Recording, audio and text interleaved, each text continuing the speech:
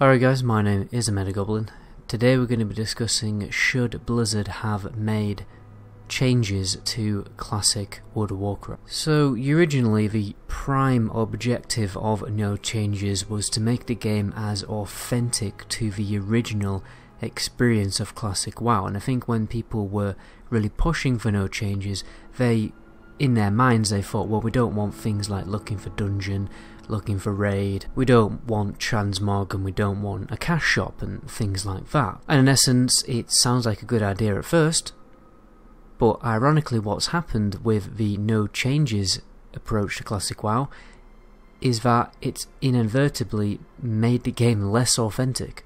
In fact, you can get even further from an authentic classic WoW experience by making no changes, and it's just one of the most extremely ironic things I've ever encountered. In fact, the only thing more ironic than this is how non-conformist people always end up looking the same. Like, people who don't look like other people always end up with the same beard and top knot and end up drinking soya milk. Moving on, I think a lot of this also comes from the fact that we didn't trust Blizzard to make changes and do it that well.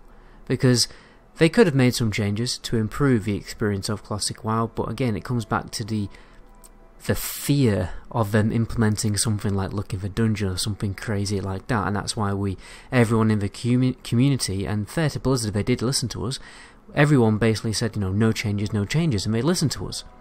So we kind of can't complain about it that much, even though I'm about to in this video for about 10 minutes, because we asked for no changes, we got for no changes. You think you do, but you don't. You know, it's kind of... So really, it's just tough luck. We just have to deal with it.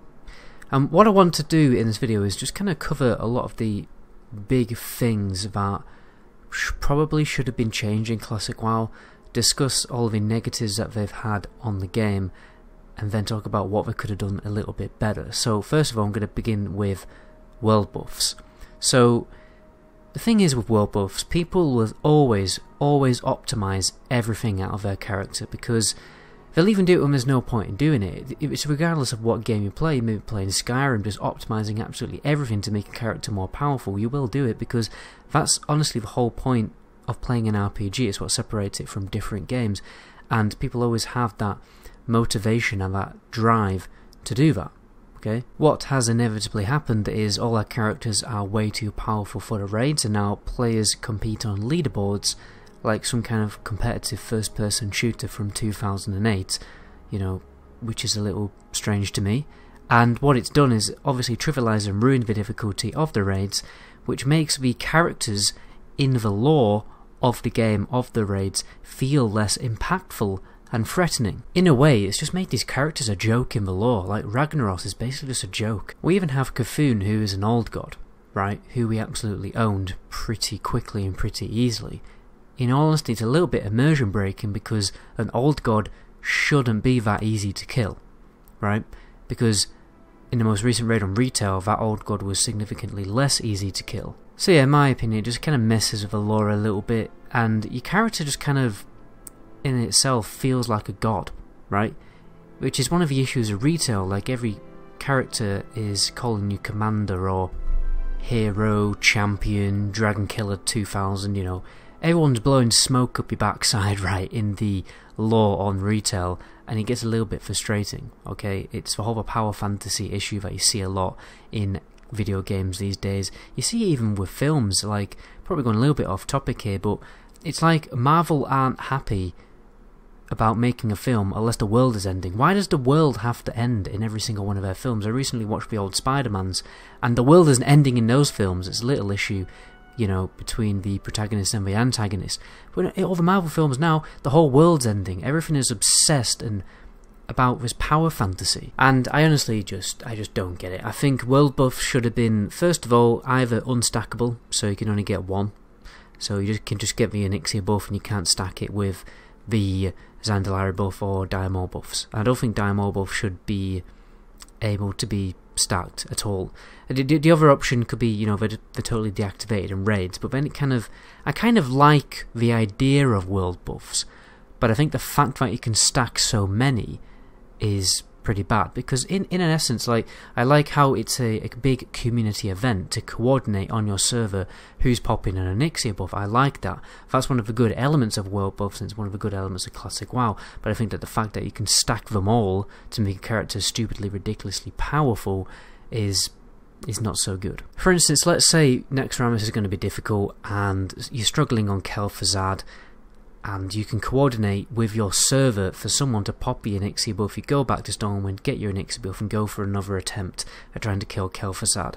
But just running into the raid with all the buffs, you know, is obviously seriously bad. The game was already easy enough with the 1.12 talent and the itemization, you know, how all the items and pre-raid best in slot loot got totally buffed. Even raid loot itself was a little bit buffed. And I think what they should have done is probably just implemented it so that patch by patch the classes changed from their 1.0 state to their 1.12 state, but also just kept all of the game systems to 1.12 system. I think that would have been better for, first of all, just to keep the game a little bit more fresh and interesting, because the classes would have actually changed as time went on, and it would have made the raids more difficult. Secondly, let's talk about Phase 2 Honor system, which was basically the server killer patch, or phase, whatever you want to call it.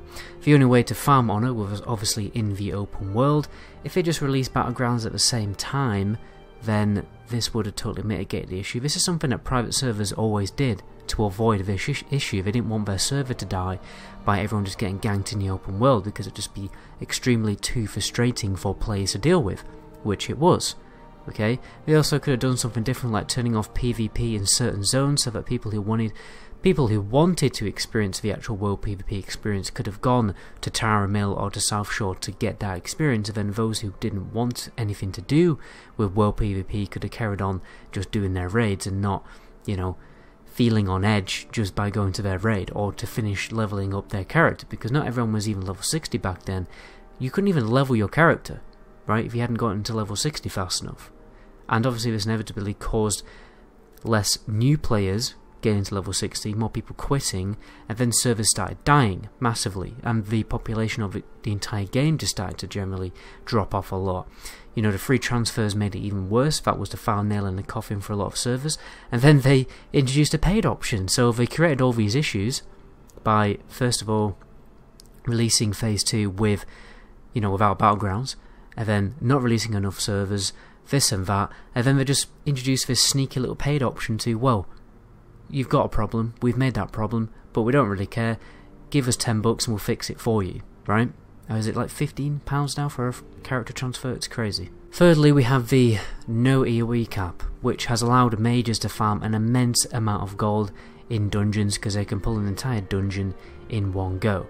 Now there's a huge economical divide between mages and everyone else, or anyone who had the time to level up a mage alt, which has, in my opinion, I think it has had long-term effects on the economy, which will run into TBC if you do not release fresh servers. Another thing, full pre-mades. I think these were a bit of an issue, because PvP becomes more about farming a resource than actually enjoying the PvP experience, and overall it's just less of a challenge, because the best way to win a battleground was just to bring more people to your pre-made. Right, so the more friends you have, the more people who are willing to do PvP in your guild, increases the chances of you winning, rather than your actual skill as a player. Because I don't know about you, but when you're pugging on your own in a battleground and somebody says, you know, you can see that everyone on the opposite faction is from one server, someone in the chat will say, oh, we're getting to pre-made, and then you just pretty much everyone just gives up before the battleground has even started. Obviously this is another issue largely caused by, well, implementing no changes because of the really horrible archaic honor system, which deserves a video on itself, really, you know, talking about how bad the honor system is.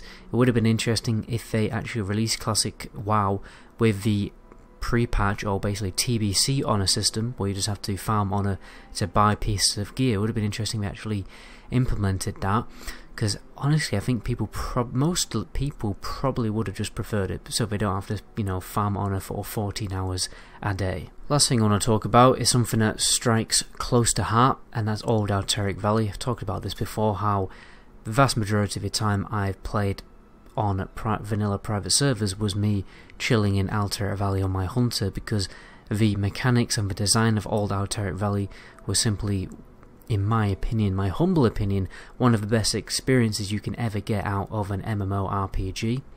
You know, it took me ages to talk about everything that was so good about AV and all the different systems it had, but obviously Blizzard decided to totally do a 180 on this and not release the old AV, so we got the new AV, where Horde have a severe advantage over the Alliance. They had a severe advantage in the original AV, the old AV, but there were systems in place to stop people from rushing AV. So everything was, that's why AVs used to go on for so long, and you had to actually coordinate with your team to push against the enemy faction, and you know, battlegrounds would go on for hours. And they were just so much fun, and it's just a terrible, terrible shame that you do not see this anymore.